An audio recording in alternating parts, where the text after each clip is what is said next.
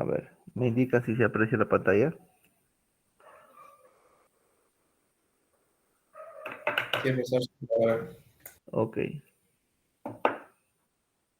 a ver, con las clases, en esta oportunidad vamos a ver lo referente a lo que son resistencias de derivación shunt, que me permiten hacer la ampliación de la escala de un instrumento analógico, y continuaremos con lo que es el contraste de un instrumento de medida y sus respectivos circuitos para verificación del funcionamiento de estos instrumentos, ya sea los magnetoeléctricos o los electrodinámicos. Recordar siempre que contraste es un proceso previo a lo que es la calibración. El contraste son circuitos que a mí me van a permitir verificar si el instrumento está trabajando dentro de los parámetros para el cual ha sido fabricado. Eh, y normalmente se hace con otro instrumento de mejor clase, llamado instrumento patrón. Si el instrumento logra superar este proceso de contraste, entonces se devuelve al usuario. Si no logra superar este proceso de contraste, pasa a lo que es la calibración, que es ya la manipulación de los componentes internos para poder llevar al instrumento a que trabaje en las condiciones a cual ha sido fabricado. Bueno, a eso vamos a llegar. Empecemos primero con lo referente a lo que es la resistencia Shunt. A ver, la resistencia Shunt es conocida como una resistencia de derivación, es decir, un complemento que necesita todo instrumento para poder elevar su rango de medida, es decir, ampliar su rango de medida. Esto se produce en los instrumentos analógicos, básicamente, ¿no? Su principio, su principio es bastante sencillo. Como podemos ver aquí en el ejemplo, mira, nosotros tenemos una resistencia interna de este instrumento, en este caso el amperímetro, que está representado por la resistencia de su bobina interna. Entonces, esta bobina tiene una corriente máxima que puede soportar antes de deteriorarse o destruirse. En este caso, por ejemplo, me están indicando que la corriente máxima que soporta el equipo son 2 amperios. Pero ¿qué sucede si yo quiero medir en una línea de 92 amperios, por ejemplo? Tendría que colocar yo una resistencia shunt de tal manera que 90 amperios tendrían que pasar por aquí y por acá tendría que seguir pasando los 2 amperios. Ese es el principio de funcionamiento. Esta resistencia de derivación a mí me permite que la corriente que pase por el instrumento no supere el valor de su resistencia interna. ¿Se entiende? Voy a repetir, profesor. No sé.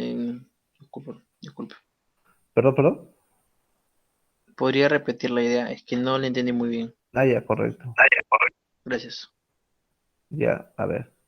Todo instrumento lleva una resistencia interna, ¿cierto? Esa resistencia interna está expresada como la resistencia de la bobina que hace la medición, ¿correcto?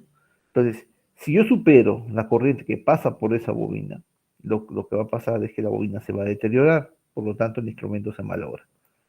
Entonces, yo tengo que garantizar que por la bobina pase la corriente que soporta, que no pase ni un amperio más. Entonces, en el ejemplo que vemos aquí, la bobina interna de este instrumento, de ese amperímetro, soporta 2 amperios, ¿correcto? Entonces yo puedo colocarlo en serie en sistemas donde no supere los 2 amperios. Sin embargo, mira, aquí me indica que hay 92 amperios. Entonces yo, en teoría, no podría medirlo con ese instrumento, no podría. Entonces, ¿qué es lo que debe pasar? Para poder utilizar ese instrumento, yo voy a tener que colocar esta resistencia que tengo aquí, con la particularidad de que por esta resistencia pasen 90 amperios y solo por el instrumento pasen los 2 amperios. Ahí están los 92 amperios en total. Entonces, esta resistencia, en este caso, por el caso del amperímetro, debe ser una resistencia bastante baja para que por acá pase la mayor cantidad de corriente y por el instrumento se derive una pequeña cantidad que es la que soporta como máximo. ¿Está claro?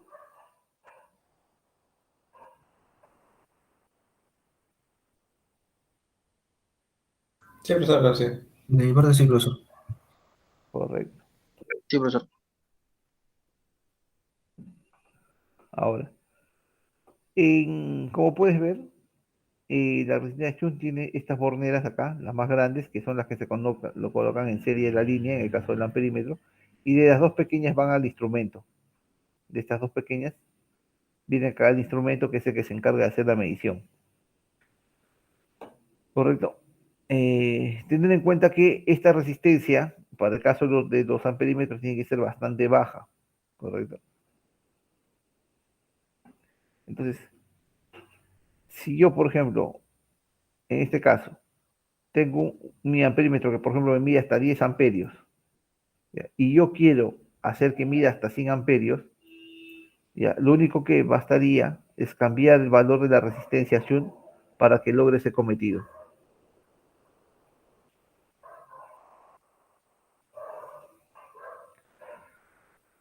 Como puedes ver aquí, mira, acá tienen para colocar los pernos grandes, que son los que van a la línea, y de aquí, de estos dos pequeños, va al instrumento. Lo mismo acá, ves los dos pernos grandes, estos dos pernos grandes son los que van a la línea, y estos dos pernos pequeños que ves aquí son los que están yendo al instrumento. Este de acá y este de acá. ¿Correcto? Ahora, los shunts se fabrican con aleaciones, ¿no? Que tienen poca variación de su resistencia con respecto a la temperatura. Se utilizan diferentes tipos de aleación, como por ejemplo la manganina, que es una aleación de cobre, magnesio y níquel, ¿no? Y lo que se busca básicamente es aumentar la escala del instrumento. Así como nosotros vimos cuando nos tocó ver el galvanómetro de Arsenal, recuerdan que el galvanómetro estaba diseñado para medir corrientes pequeñas, del orden de los microamperios, mil y microamperios. Yeah. Pero, pero cuando se le colocó una resistencia Shunt,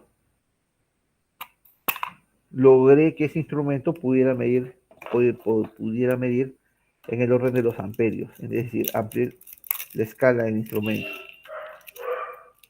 Eso lo vimos en la clase anterior, si no me equivoco, cuando hablamos nosotros del galvanómetro de Arsenal.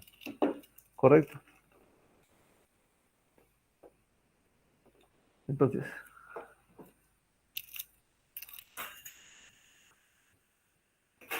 ya. Entonces, esta resistencia, ¿cómo es que me ayuda? Como ya lo has deducido, es para ampliar la escala del instrumento. ¿De qué manera lo hace? Veamos.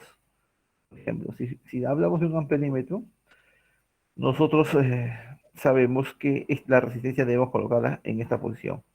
Es una resistencia que está en paralelo, ¿correcto? Esta es la resistencia Shunt. Entonces, ¿qué es lo que va a garantizar? Que la corriente que circule por el instrumento sea siempre la misma. Mejor dicho, no supere el valor que lo deterioraría. Entonces, ¿cómo se hace este cálculo? Primero se calcula lo que es el factor de ampliación, que es la relación de la corriente que a la que yo quiero llegar, en este caso la corriente que va a pasar por el shunt, y la corriente que actualmente soporta mi amperímetro como máximo. Una vez que yo he calculado el factor de ampliación, la resistencia shunt va a ser calculada como la resistencia interna del amperímetro sobre el factor de ampliación disminuido en 1. Veamos un ejemplo bastante teórico. Se tiene un amperímetro con una escala de 100 miliamperios y una resistencia interna de 1000 ohmios. ¿Qué shunt necesita para ampliar la escala hasta 2 amperios? ¿Qué significa? Que mide en el orden de los 100 miliamperios y ahora quiero que mida 2 amperios. ¿Cómo amplío la escala para poder hacer esa medición? Lo primero que tenemos que hacer es hallar el factor de ampliación.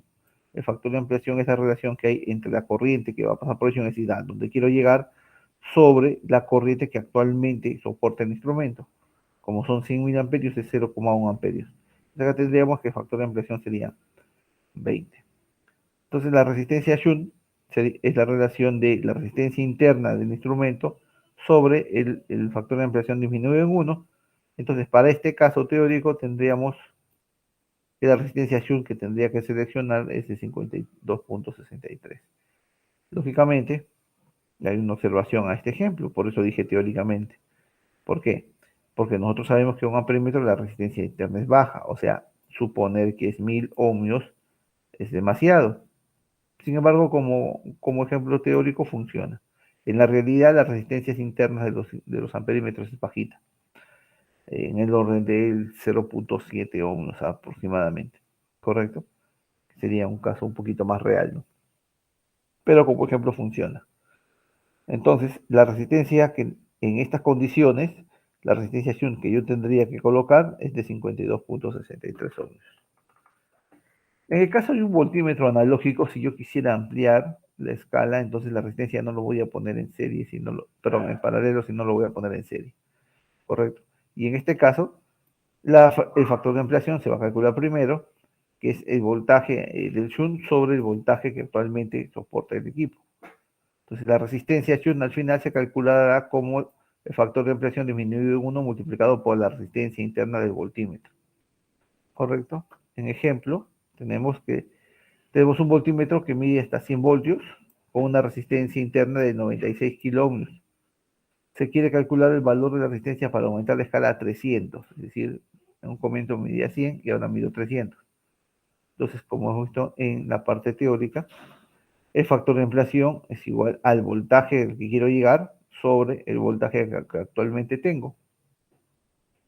Esto me da un factor de ampliación de 3.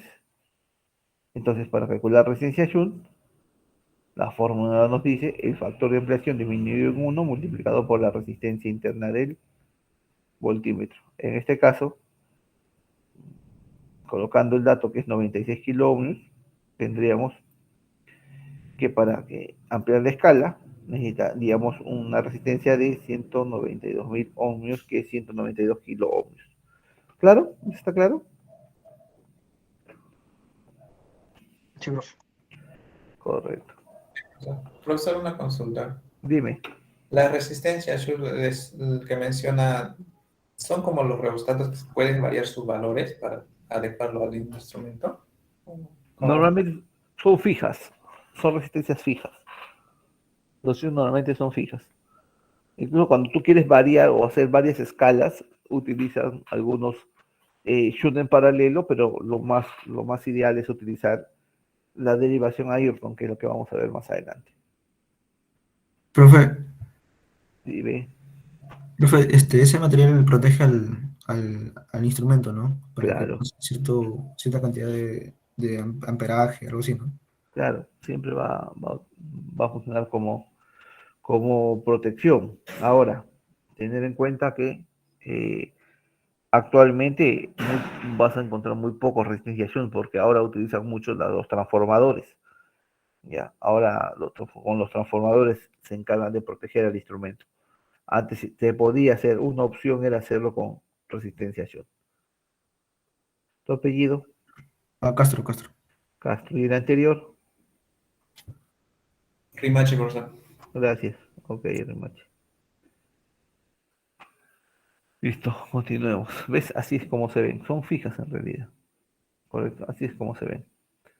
Siempre vas a encontrar los pernos que son colocados a la línea, que son normalmente los más grandes o los exteriores, y los interiores son los que van al instrumento.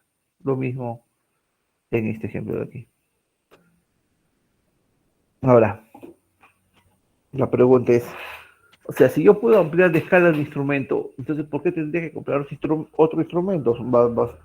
Me bastaría solamente con cambiar la resistencia Shunt y con un mismo instrumento podría medir todo lo que quisiera. Entonces no se puede hacer eso porque hay un gran problema. Por eso ahí la pregunta nos dice cuál es el principal problema de ampliar el rango de un amperímetro. A ver, el principal problema está en que si nosotros lo analizamos aquí, cada vez que esta corriente sea más grande, yo necesito que este shunt sea lo más pequeño posible. ¿Para qué? Para que la mayor cantidad de corriente circule por aquí, garantizando que esta corriente no aumente, ¿correcto? Pero hay un umbral, o sea, ya hay un valor en donde yo ya no puedo bajar más la resistencia, puesto que el mismo material tiene su propia resistencia interna, y entonces llego al punto en donde ya no puedo disminuirlo más. Entonces yo ya no podría hacer esa medición.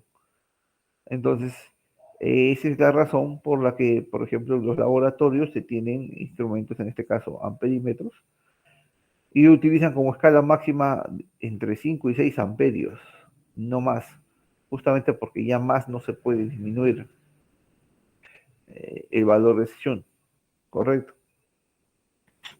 En el caso de los voltímetros, como el eje, como ahora eh, la resistencia Shunt se encuentra en serie, el problema es que ese shunt cada vez va a tener que ser más alto, va a ser mucho más alto.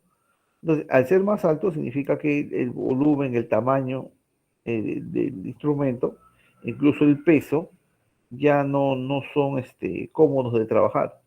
Pierde su condición de portable y incluso la robustez del equipo hace que sea difícil el transporte, etcétera. Entonces, en el caso de los voltímetros, hay un tope para hacer la ampliación de escala. En este caso, el rango máximo de medición en estos instrumentos analógicos es de 600 voltios. No pueden hacerlo a un mayor valor. Es hasta a lo máximo que yo puedo ampliar la escala. ¿Eso está claro?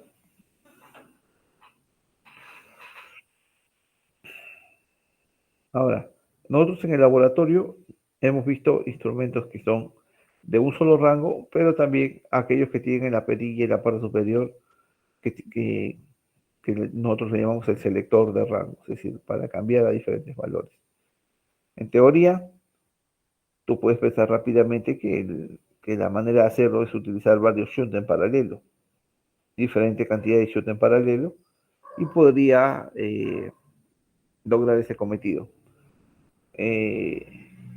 Siempre yo voy a poner como ejemplo el amperímetro, ¿sí? Porque el amperímetro, pues la posibilidad de quemarlo es mayor, puesto que la resistencia interna es baja. En el caso del voltímetro, como la resistencia interna es alta, digamos, el riesgo es muchísimo menor. Entonces, por eso siempre pongo como ejemplo el amperímetro. En el caso de la resistenciación en paralelo, hay una dificultad en el momento que tú cambias de opción, en este intervalo, cuando vas a hacer el cambio.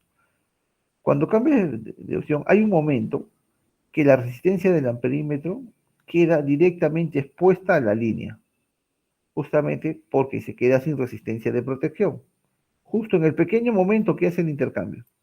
Es un pequeño instante, lo que lo hace peligroso. Razón por la cual se considera mejor utilizar el circuito de derivación de Ayrton, ¿no? Que te garantiza que la resistencia interna del instrumento, en este caso del amperímetro, nunca se encuentre desprotegida. En todo momento está protegida esa resistencia. ¿Ya?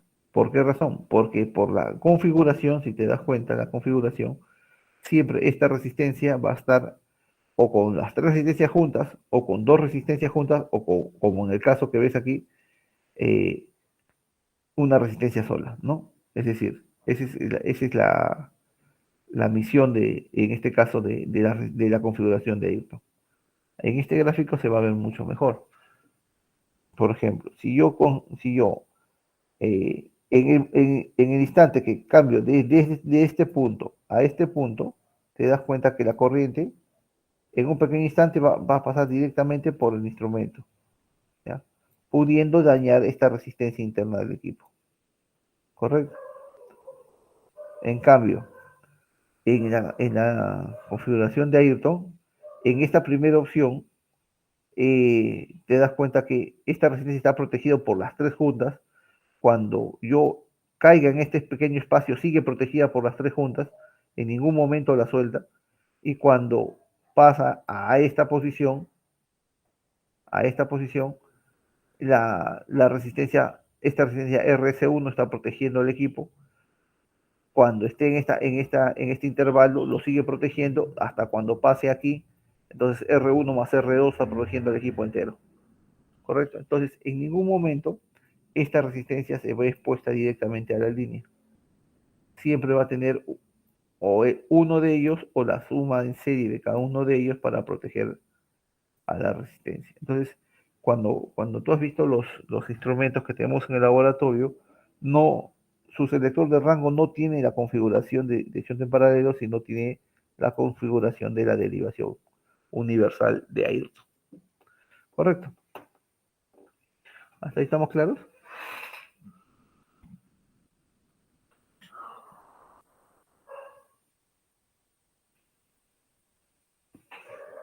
En el último esquema como que no entendí muy bien, profe.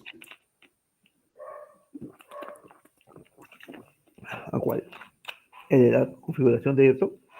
Sí, ese es. Claro. Lo que pasa es que siempre hay una resistencia que esté en paralelo a la resistencia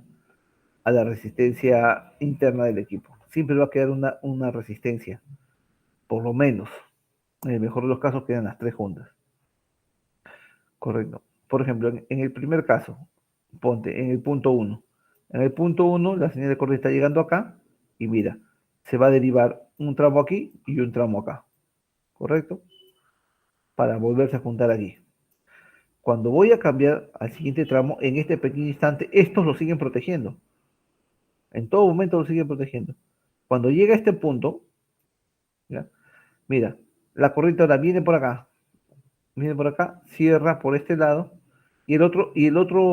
otra parte de la corriente viene por aquí. Entonces siempre está protegida por las resistencias. No sé si te das cuenta. En este caso no. En este caso, cuando hace este pequeño intervalo, como lo deja libre, entonces la corriente va a pasar directamente por la resistencia interna del amperímetro. En este caso no, por la misma configuración. Siempre va a tener una resistencia de protección. ¿Está claro?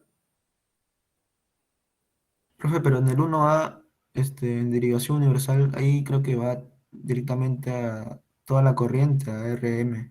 A ver, ¿O no? no. A ver, mira. A ver, vamos a borrar. Creo que no me has entendido. A ver. Ahí, por ejemplo, en ese punto, ¿cierto? Sí, sí, profe. Ya. ¿Qué va a suceder? La corriente viene por acá, ¿está bien? Sí, profe. Llega a este nodo. ¿Y qué va a pasar en ese nodo?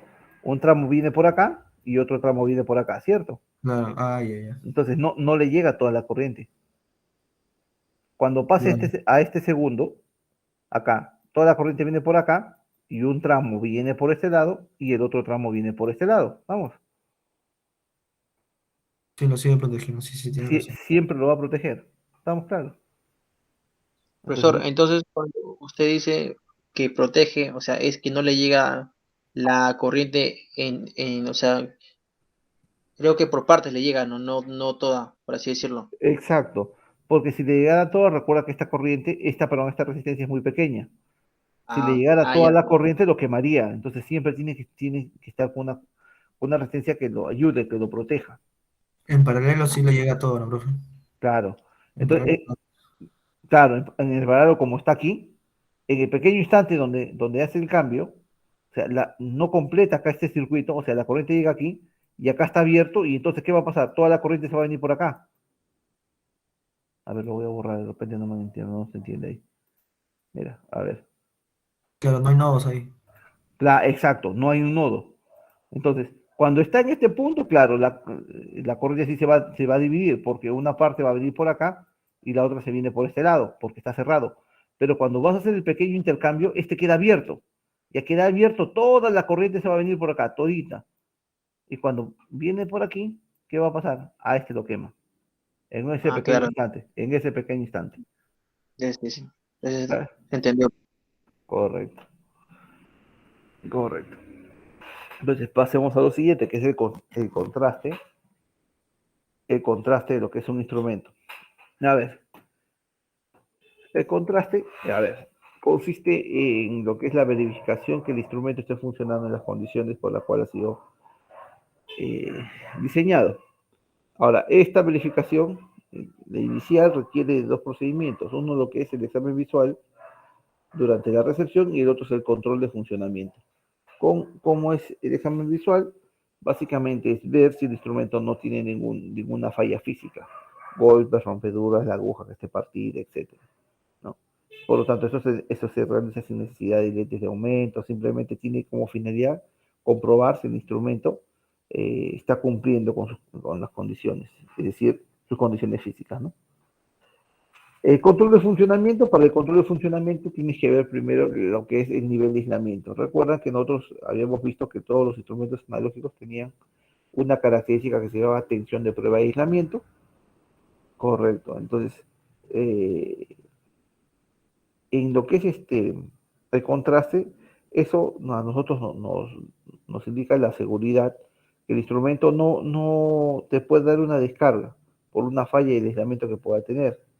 Entonces tenemos que verificar cuánto es su tensión de prueba de aislamiento. Para, para instrumentos comprendidos entre los 40 y 650 voltios, normalmente la tensión de prueba de aislamiento es hasta lo que es 2 kilovoltios, ¿no? Ahora, cuando supera el valor de los 650 voltios, entonces ya se determina mediante fórmula, que es 2 veces la tensión nominal de trabajo sobre 1000 más una holgura de 1 kilovoltio. Esto sería la tensión de prueba de aislamiento en el caso de superar los 650 voltios. Como nosotros en laboratorio trabajamos con menos de 650 voltios, es más, trabajamos con 220. Normalmente la tensión de prueba de aislamiento que tenemos ahí es entre 1 y 2 kilovoltios. Lo otro que tienes que verificar es el corrector a cero, es decir, que la aguja inicie en el punto cero. Ya habíamos visto esto, ¿no? Nosotros tenemos acá nuestro cuadro, así, de esta manera, con sus respectivas escalas. Entonces la aguja, en un primer momento, sin ninguna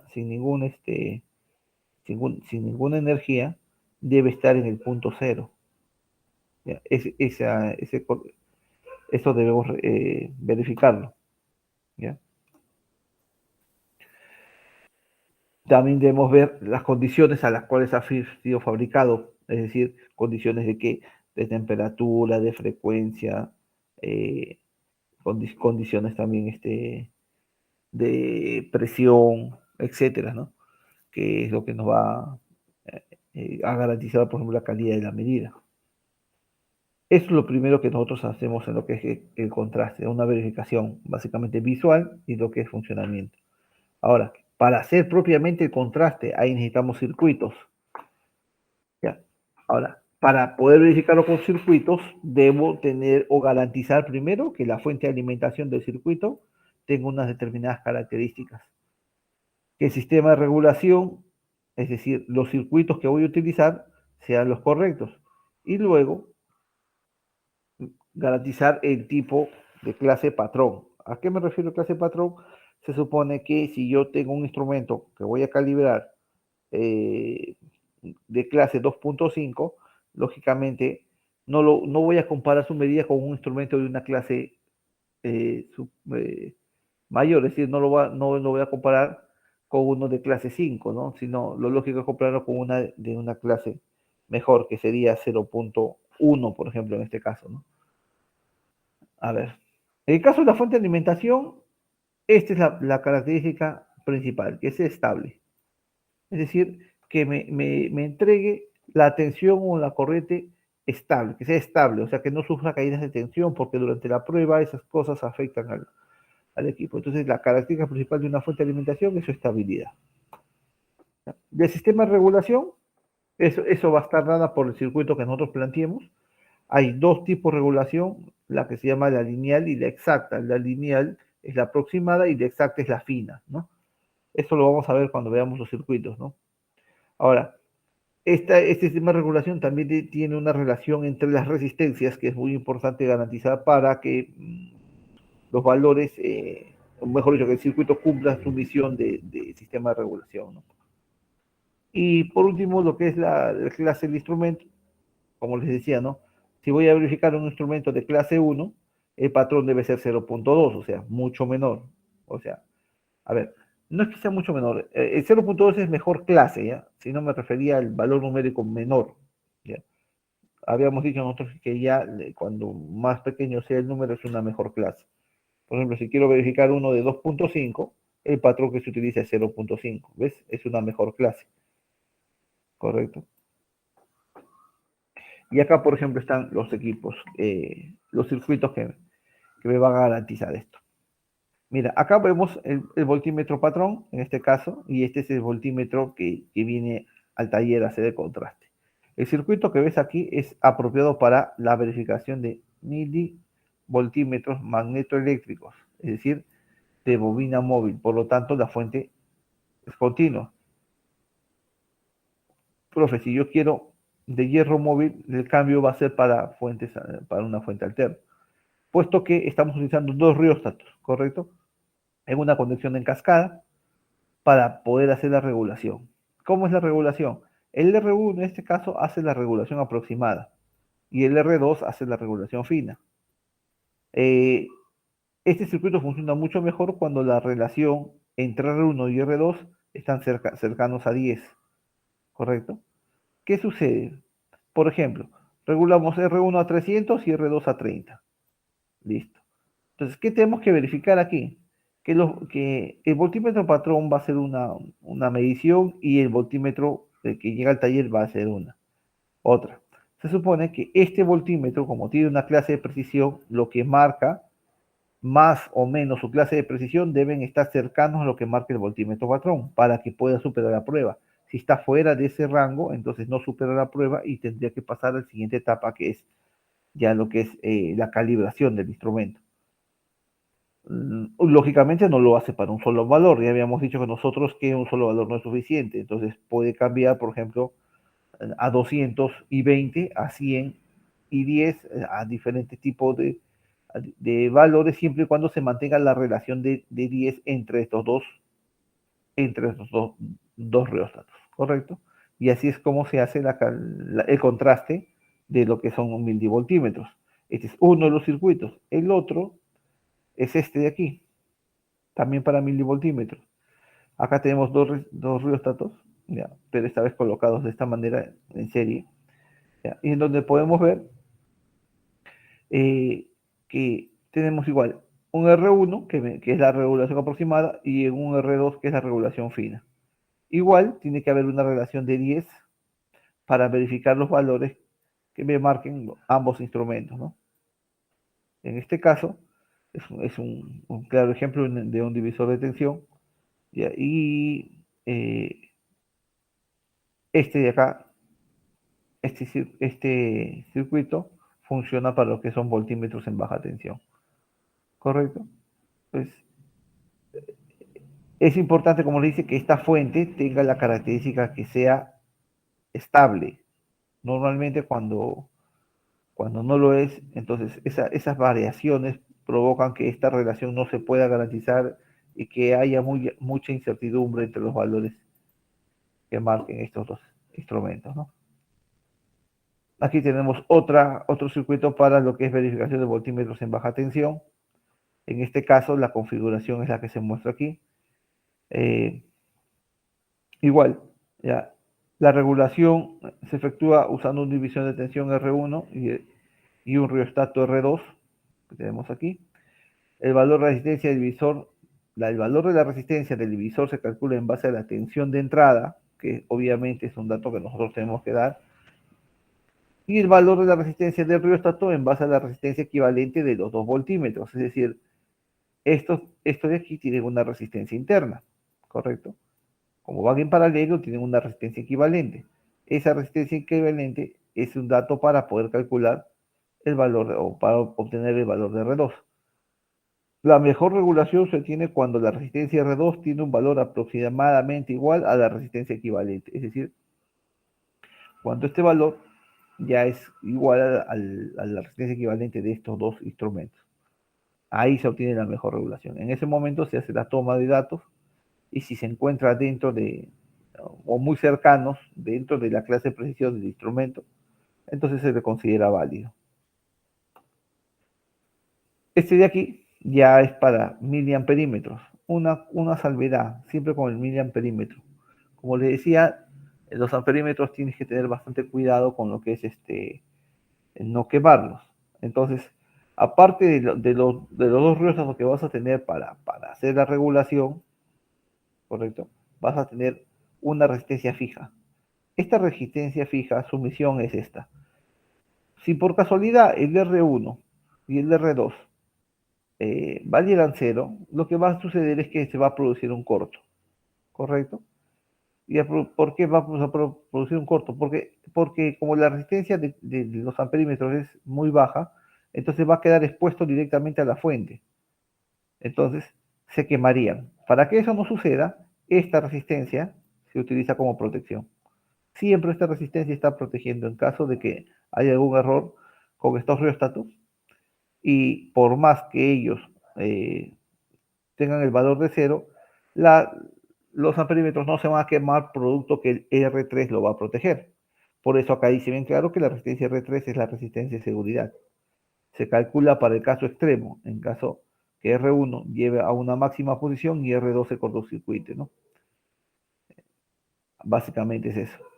Ahora, aquí también, como son reguladores, estos se varían a diferentes valores y se encargas tú de verificar las lecturas de estos miliamperímetros, ¿no?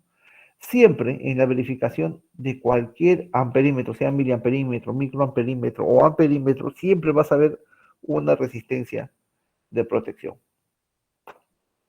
En este caso, por ejemplo, este es un circuito para lo que son amperímetros. Y en el caso de amperímetros, en este caso en particular, R4, como es la fija, es la que está haciendo de protección. Bien. Las resistencias R1, R2 y R3 son de regulación, ¿correcto? El valor de la resistencia se calcula de igual manera que la de R3 en la figura anterior. Esto se refiere al de R4, ¿no? Correcto. Esto se refiere para el valor de R4. Ahora, la relación entre R2 y R3 debe oscilar entre 5 y 10. Correcto. Acá sí hay una relación entre estos dos valores. Por eso cuando están entre 5 y 10, aseguras una regulación fina y constante. La resistencia R1 es de bajo valor y sirve para llegar a la primera aproximación. O sea, este hace la regulación aproximada y estos dos hacen la regulación fina siempre y cuando puedas mantener su relación entre 5 y 10. Y así verificas las lecturas de los instrumentos. ¿Correcto? No olvidar que este R4 siempre va a ser de protección. Ahora, esto es con respecto a lo que son amperímetros y voltímetros. Pero si hablamos nosotros de batímetros, por ejemplo, que son instrumentos electrodinámicos, aquí tenemos que tener una salvedad. Los batímetros sabemos que son instrumentos electrodinámicos que puede ser con hierro o sin hierro. Cuando tienen hierro era ferrodinámicos. En cualquiera de las dos maneras, se sabe que estos instrumentos trabajan tanto en alterna como en continua. Por lo tanto, se tiene que hacer la verificación del instrumento, tanto para alterna, utilizando como patrones un amperímetro y un voltímetro, y, tanto en continua, utilizando un amperímetro y un voltímetro patrón, y como en alterna, utilizando también un batímetro patrón, aparte del voltímetro y el amperímetro. A ver, cuando nosotros queremos hacer el contraste, lo primero que se nos ocurre es poner un generador, como en este caso, poner un generador, este es el batímetro, este es el batímetro, ponemos un generador y ponemos un amperímetro patrón y un voltímetro patrón. Garantizamos que la carga sea puntamente resistiva y lo primero que pienso es que el producto de lo que marca el amperímetro por el voltímetro es la potencia activa que debo verificar. ¿Ya? Pero esta manera es una manera incorrecta, así no se hace. Por ejemplo, indico acá, la figura muestra la conexión de un batímetro cuando se mide potencia. Si quisiéramos emplear un circuito para verificar el batímetro, tendría varios problemas. ¿Por qué? Porque lo correcto es que cada bobina, es decir, la bobina de corriente y la bobina de tensión, sean verificadas de maneras independientes. ¿Ya? Esa es la manera correcta. Aquí no podría hacer ese procedimiento. O sea, el procedimiento correcto se le llama el método de la carga ficticia. Aquí está. ¿Ya? Es decir, No solo voy a tener un generador, sino voy a tener dos fuentes, una para alimentar a cada una de las bobinas, como está aquí. Tengo una fuente de tensión acá, que se va a encargar de suministrar energía para la bobina perimétrica. Y acá tengo otra fuente que mediante un regulador de tensión me va a poder alimentar la parte voltimétrica de este batímetro. La carga va a estar dada por estas dos resistencias. Correcto. Entonces, en la figura, como vemos, muestra que la tensión E1 está alimentando el circuito de corriente y el E2 está alimentando al circuito de tensión. Entonces, ¿qué voy a hacer aquí? Voy a calcular la incertidumbre, que va a ser la que voy a comparar con la clase de precisión en este caso, del batímetro. Ojo, que en continua solamente estoy utilizando el batímetro. Los que son patrón es el amperímetro y es el voltímetro. En continua no estoy trabajando con otro batímetro. Entonces, lo que voy a verificar es la incertidumbre para compararla con la clase de precisión. En este caso, la incertidumbre va a estar dada por la potencia que me da el batímetro verificado, es decir, la potencia que me entrega él, ¿ya? Menos la potencia en sí, la potencia que voy a sacar mediante la tensión y la corriente de los instrumentos patrones, es decir, de este de aquí y este de acá, ¿ya? Sobre la potencia máxima, ¿ya? Que esta potencia máxima, como puedes ver aquí, es la potencia de la tensión nominal y la corriente nominal. Es la potencia obtenida por el producto de los alcances de tensión y corriente del batímetro verificado, es decir, el U por I, ¿correcto? Los nominales. Entonces, esto me va a entregar esta incertidumbre. Y esta incertidumbre es la que voy a comparar con la clase del equipo. Si está dentro de la clase, si es similar, entonces no hay ningún problema. Paso la prueba en lo que es continuo. Una vez verificado el batímetro para continuo, se procede a la verificación alterna. Esta prueba permite establecer errores en los cuales el batímetro indica la potencia con varios factores de potencia. Cuando es para alterna, aquí, obviamente todo esto es un transformador, ¿correcto? Lo que me está entregando pues es una señal alterna. Acá tengo una señal alterna. Es como si yo tuviera una fuente alterna, igual en la parte inferior. O sea, lo que quiere decir es que su alimentación en alterna son independientes. Igual tengo un amperímetro patrón, tengo un voltímetro patrón, pero acá además tengo un batímetro patrón. O sea, acá ya tengo tres elementos, ¿correcto? Y tengo el batímetro que llega al taller, ¿correcto? Igual se usa el método de la carga ficticia, igual lo que voy a comparar en este caso, que es la incertidumbre que se me produce para poder compararla con la clase de precisión. Ya la fineza de la lectura ya ustedes la hacen, pero en resumidas cuentas es eso. Entonces yo lo que voy a hacer es jugar con los valores de R1 y R2 para ver los diferentes valores que me van marcando, tanto el batímetro que viene al taller, como el patrón y amperímetro y voltímetro patrón. ¿Y qué hago con esos datos, profe? Calculo, por ejemplo, puedo calcular el factor de potencia, ¿correcto? ¿Qué hago con el factor de potencia? Lo calculo con los datos que tengo del batímetro patrón, el voltímetro patrón y el amperímetro patrón. Con eso yo tendría ya un factor de potencia. Lógicamente, lo ideal sería verificarlo con un cofímetro. Si lo tuvieras, perfecto. Si no, ya lo tienes como dato. Ahora, para verificar el estado del batímetro, ahora se comparan las lecturas directamente con respecto al batímetro patrón. Es decir, este es lo que marca el batímetro que llega al taller, este es el batímetro patrón y esta es la potencia máxima, que recuerda que esta potencia salía como U por I, acá está, U por I, ya, que eso es U por I, perdón, es B por I, que me lo dan los instrumentos patrones, es decir, esta de acá sería lo que me marca, acá lo hemos denominado UP, que es patrón por el amperímetro patrón, ¿no? La corriente del patrón. Eso me sale de aquí. ¿correcto? Y lógicamente este valor debe estar dentro del rango de la clase de precisión. ¿Ya? Ahora, acá indica, por ejemplo, que puedo hacer para diferentes tipos de COSI.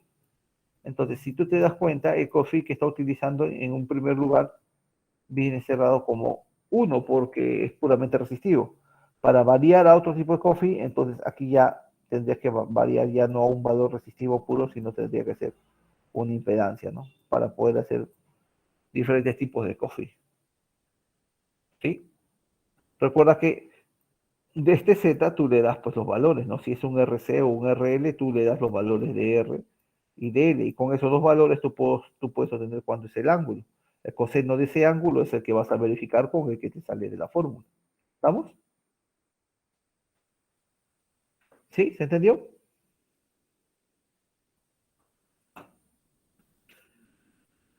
Sí, profesor. Sí, profesor. Correcto. Correcto. Y eso es lo que teníamos